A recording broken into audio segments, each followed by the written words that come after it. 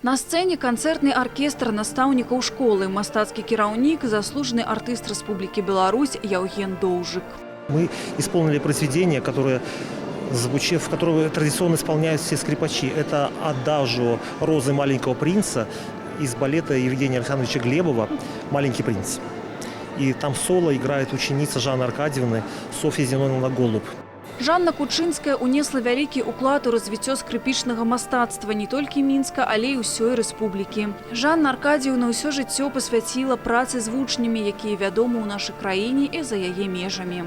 Она не только сама вырастила таких выдающихся учеников, она еще и помогла создать вот этот коллектив, который сегодня и смог показать свое мастерство на сцене и, продолжая традиции Жанны Аркадьевны, воспитывает таких же талантливых учеников. Наши дети тоже становятся лауреатами международных конкурсов, занимают самые престижные места на самых значимых конкурсах нашей республики.